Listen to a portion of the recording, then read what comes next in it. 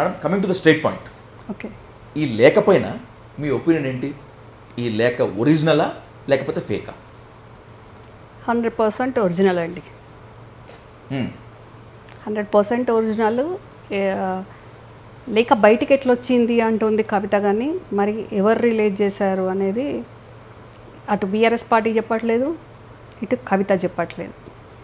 కానీ నాకున్న సోర్స్ తోటి కవిత అమెరికాకు వెళ్ళే ముందే ఈ ఒక మెయిన్ స్ట్రీమ్ ఛానల్కి వాళ్ళకు ఒక కవిత నుంచి న్యూస్ వస్తుంది, ఒక బ్లాస్టింగ్ న్యూస్ అనేది వినిపించింది. కానీ అది జరగలేదు. కవిత యూఎస్కి వెళ్ళిపోయాక హరీష్ కేటీఆర్ భేటీ తర్వాత రిటర్న్లో అబుదాబీలో అక్కడి నుంచి లెటర్ రిలీజ్ అయ్యిందనేది నాకున్న సోర్స్. కానీ యాక్చువల్గా ఇంకోటి కూడా ఏమనిపిస్తుంది అంటే అసలు లెటర్ కేసీఆర్కి ఇవ్వనే లేదు, కేసీఆర్కి లెటరే రీచ్ అవ్వలేదు అనేది కూడా వినిపిస్తుంది. లేఖ రీచ్ కాలేదు కాబట్టే ఈ లేఖ బయటికి రిలీజ్ అయింది అనుకోవచ్చా, లీక్ అయింది అనుకోవచ్చా? లీక్ ఏం లీక్ కాదు, వాంటెడ్గానే రిలీజ్ చేశారు. లీక్ లాంటిది ఏం లేదు. కాకపోతే కేసీఆర్కి లెటర్ ఇవ్వలేదు అనేది. కాకపోతే ఇప్పుడు బీఆర్ఎస్ పార్టీ చెప్పాలి, మాకు లేఖ వచ్చినా మేము రెస్పాండ్ అవ్వలేదా, అసలు మాకు లెటర్ రానే లేదా అనేది వాళ్ళు క్లారిటీ ఇవ్వాల్సిన అవసరం ఉంది. సంతోష్ లీక్ చేశారని చెప్పి ఒక వార్త, కాదు కేటీఆర్ లీక్ చేశారని చెప్పి ఇంకొక వార్త, సంతోష్ కేటీఆర్ కాదు హరీష్ రావే లీక్ చేశారనేటువంటిది ఇంకొక వార్త. అసలు ఈ మూడు కాదు, కవితే తన లేఖను లీక్ చేసుకుంది హైప్ కోసం అనేటువంటిది ఇంకొక మెయిన్ అలిగేషన్. ఇన్ని ఆరోపణల్లో మీరు దీన్ని సపోర్ట్ చేస్తారు? కేసీఆర్ మాట ఒకవేళ లెటర్ కేసీఆర్ గారికి చేరుండి కేసీఆర్ గారు చెప్పింది హరీష్ చేయడు, కేటీఆర్ చేయడు ఆ పని, అది కేసీఆర్కు రీచ్ అవ్వకుండా సంతోష్ చేతిలో పడి ఉంటే సంతోష్ లీక్ చేసే అవకాశం ఉంటుంది. అది ఫస్ట్ పాయింట్. సెకండ్ ఏంటి అని అంటే అసలు కేసీఆర్కు ఫామ్ హౌస్కి లెటరే వెళ్ళకుండా వీళ్ళు కవితే రిలీజ్ చేసింది అనేది కూడా ఒకటి ఉంది. నాకున్న సోర్స్ కేసీఆర్కు లెటర్ రీచ్ అవ్వలేదు, ఫస్ట్ రీచ్ అయింది అనుకున్నాము, రీచ్ అవ్వలేదు. రిటర్న్లో కవిత యూఎస్ నుంచి రిటర్న్లో వచ్చేటప్పుడు అబుదాబీలో కవిత చెప్తే కవిత పిఏ షరత్ రిలీజ్ చేసిండు, అబుదాబీ నుంచి లెటర్ రిలీజ్ అయింది అనేది నాకున్న సోర్స్ అండి. కాకపోతే ఇప్పుడు చెప్పాలి ఫ్యాక్ట్, వీళ్ళ కవిత రిలీజ్ చేసిందా లేకుంటే వాళ్ళు రిలీజ్ చేసిండ్రా, మొత్తానికి లెటర్ అయితే పబ్లిక్ డొమైన్లోకి వచ్చేసింది. కవితకి కేసీఆర్కి మధ్య గ్యాప్ ఉందనేటువంటిది కొన్ని ఘటనలు రుజువు చేస్తున్నాయి. ఈ లోపలనే కవర్ డ్రైవ్ చేసుకుంటూ లేదు అసలు మా నాన్నగారికి మాకు ఎలాంటి గ్యాప్ లేదని చెప్పి చెప్పుకుంటూ ఉంటారు. నిన్న అంటే ఎయిర్పోర్ట్ సాక్షిగా కవిత గారు మాట్లాడినటువంటి మాట రమ్య గారు, మా నాన్న దేవుడే కానీ చుట్టూ దెయ్యాలున్నాయి అని. ఎవరు దెయ్యం? దెయ్యాలు అంది, దెయ్యము అనలేదు. మీరు గమనించండి, దెయ్యాలు అంది.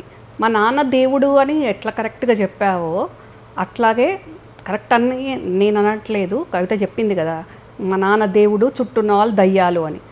మరి పేర్లు చెప్పాలి కదా, పేర్లు చెప్పకుండా చుట్టూన్న వాళ్ళు దయ్యాలు అంటే అక్కడ ఉన్న అందరు దయ్యాలి. ఇంకా మరి అది ఏ ఒక్కరికి సంబంధించింది అని అయితే నేను అనుకోను. అక్కడ కోటరీ మెయింటైన్ చేసే వాళ్ళను అందరినీ కలిపి అంది. ఆ కోటరీలో ముఖ్యంగా ఎవరు ఉంటారు అసలు? ఆ కోటరీలుగా ముఖ్యంగా అక్కడ ఉండేది Shakuni Santosh, any time all time అన్నట్టు ఉంటాడు. ఆ తర్వాత హరీష్, కేటీఆర్, కొంచెం కేటీఆర్ తక్కువ ఉంటాడు. అంటే ప్రగతి భవన్లో ఉన్నప్పుడు ఒకే ఇంట్లో ఉండేవాళ్ళు. ఇప్పుడు కేసీఆర్ గారు ఫామ్ హౌస్లో ఉంటున్నారు, కేటీఆర్ వేరే ఉంటున్నాడు. హరీష్ వెళ్తుంటాడు అప్పుడప్పుడు. ఏది ఏమైనా లెటర్ రాసింది నిజం కవిత, అది పబ్లిక్ డొమైన్లో పడ్డది నిజం. కవిత వీళ్ళని దయ్యాలన్నది నిజమే. అది వాస్తవంగా కూడా ఇబ్బందికర పరిస్థితులు ఉన్నాయి. అక్కడికి వెళ్తే పెద్ద అయినా మాట్లాడకపోతే చెప్పుకునే పరిస్థితి లేకుంటే ఈ లెటర్ రిలీజ్ చేసి ఉంటుంది.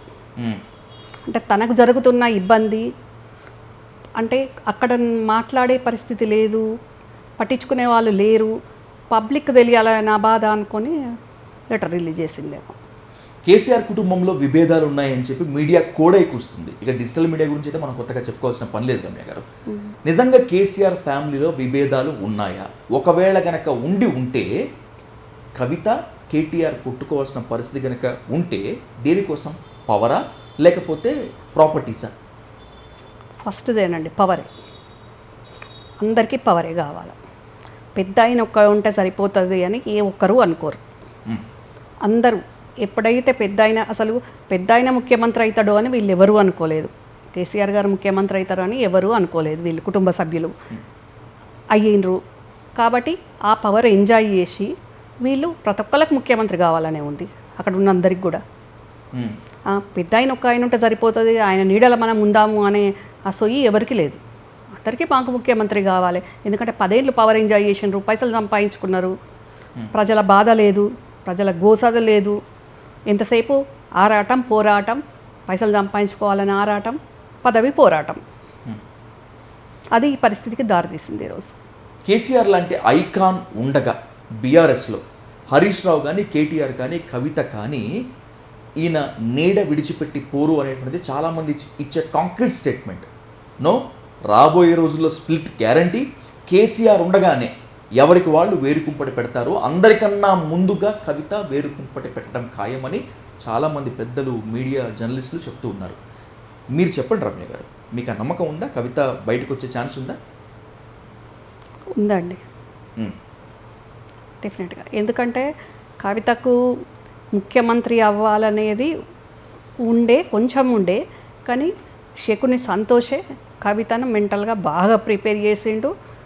ఖచ్చితంగా ఇక్కడ కేటీఆర్ అవ్వద్దు, హరీష్ అవ్వద్దు, వాళ్ళిద్దరూ అయితే మన ఇద్దరి పరిస్థితి అగ్గెమగోచరం, అయోమయం అయిపోద్ది, ఏదీ నడవదు. పెద్ద ఆయన ఉన్నంతసేపే మనది నడుస్తుంది, కానీ తర్వాత నువ్వే కావాలి, ప్రిపేర్ చేసుకో, పోయినాక కంటే ఉన్నప్పుడే ప్రిపేర్ చేసుకో అని కవితను మొత్తం ఒక ట్రాన్స్లో పంపించేసి కవితను మొత్తం ప్రిపేర్ చేయించి లిక్కర్ స్కామ్లో కూడా ఇరికించి కవితను జైలుకు పంపించింది కూడా ఈ నీచుడే. సంతోష్ గురించి మిగతా చోట్ల కొంతమందితో మాట్లాడినప్పుడు రమ్య గారు, అంటే ప్రత్యేకంగా కాదు, ఇంటర్వ్యూస్లో మాట్లాడినప్పుడు బీఆర్ఎస్తో కేసీఆర్తో చాలా సన్నిహితంగా ఉన్నటువంటి వాళ్ళు చాలామంది సంతోష్ని చాలా ఎక్కువ ఊహించుకుంటారు, ఎక్కువ చెప్తారు. బట్ అతను అలాంటి వాడు కాదు, అమాయకుడని చెప్పను కానీ అంతగా తెలివి లేదు అని చెప్పి అంటూ ఉంటారు. నిజంగా సంతోష్ అంత కన్నింగ్ నేచర్ ఉన్నటువంటి పర్సన్ నిన్న? చాలా చాలా కన్నింగ్ అండి, చాలా కన్నింగ్. అది చూసే వాళ్ళకు ఏం తెలియనట్టు అమాయకంగా విధేయతతో ఉన్నట్టు కనిపిస్తాడు, కానీ వాని విధేయత వెనకాల మొత్తం కుట్రలు, కుతంత్రాలు, అక్రమాలే ఉంటాయండి. ఎందుకంటే సంతోష్ ఫ్రెండ్స్ కానివ్వండి, సంతోష్ కోటరీ కానివ్వండి, ఇప్పుడు చూస్తే అసలు ఎక్కడి వాళ్ళు ఎక్కడ, ఒక హోటల్లో టేబుల్ దుడిచిన వాళ్ళు ఏమంటారు, సర్వర్ లాంటి వాళ్ళు కూడా ఈరోజు ఎక్కడికో వెళ్ళిపోయినారు సంతోష్ ఫ్రెండ్స్. వాళ్ళందరూ ఏం చెమట వచ్చిండ్రు, వాళ్ళ ఉద్యమంలో ఎక్కడున్నారు, వాళ్ళ పార్టీ పదవులు ఏంది, వాళ్ళ పరిస్థితి ఏంది, ఇప్పుడు వాళ్ళు ఏ స్థాయిలో ఉన్నారు. ఇదంతా సంతోష్ అండదండ కాదా? సంతోష్ ఎవరు అండదండలతోటి ఇదంతా చేస్తున్నాడు. లాస్ట్కు మా కల్వకుంట్ల కుటుంబాన్ని టోటల్గా విచ్ఛిన్నం చేసే పరిస్థితి చేసిందే ఈ సంతోష్ ఫ్యామిలీ. సంతోష్ ఒక్కడు కాదండి, ఇక్కడ మీకు ఎప్పుడు సంతోష్ ఒకడే అనుకుంటాడు, కానీ సంతోష్ తెలంగాణ ప్రజలకు కానివ్వండి, కేసీఆర్ని అభిమానించేటోళ్ళకి కానీ తెలియని విషయము ఉంది. సంతోష్ ఒక్కడే కాదు, అశకునిగాడు ఒక్కడే కాడు, ఆ ఫ్యామిలీ కుదురుపాక కోటరీ. సంతోష్ వాళ్ళ అమ్మ పేరు శశికళ, ఆమె కరీంనగర్లో ఉంటుంది. మొత్తం నడిపించేదంతా ఆమె ట్రాప్లో శోభమ్మ పడింది. వాళ్ళు చెప్పినట్టు శోభమ్మ వింటది. అందుకే ఈ దుస్థితి, ఈ పరిస్థితి. ఈరోజు సొంత కూతురు కూడా, నేను అన్న కూతురును నాకు అన్యాయం చేసి పంపించేసిండ్రు బయటికి, ఈరోజు సొంత కూతురు కూడా మరి ఎందుకు విభేదించాల్సి వస్తుంది, ఎందుకు మాట్లాడాల్సి వస్తుంది, అన్ని పవర్. నేనంటే ఏమీ అక్కడ కనీసం బంధుత్వం లేకుండా చేసేసిండ్రు బాబాయ్ తోటి, కానీ కవిత పవర్ ఎంజాయ్ చేసింది, డబ్బులు సంపాదించుకుంది, కేసీఆర్ కూతురు అయినా కూడా కవిత బయటికి వస్తుంది. అంటే దీని వెనకాల ఏముంది? ఒకవేళ మీరు చెప్పింది నిజం, శశికళ గారు, సంతోష్ గారు వీళ్ళంతా కలిసి కుమ్మక్కై ఇన్ని కుట్రలు చేస్తూ ఉంటే శోభా గారికి ఏం తెలీదా? కన్న బిడ్డ ఇంత నాశనం అవుతోంది, ఈ మ్యానిపులేషన్లో పడుతుందని చెప్పి ఇప్పటిదాకా గ్రహించి ఉండరంటారా? గ్రహించి ఉంటే ఈ పరిస్థితి రాకపోతుండే. ఇప్పుడు కవిత ఎప్పుడైతే జైలుకు వెళ్ళి వచ్చిందో, జైలుకు వెళ్ళి వచ్చినాక కవిత వాళ్ళమ్మ అంటున్నది అని తెలుస్తున్నది.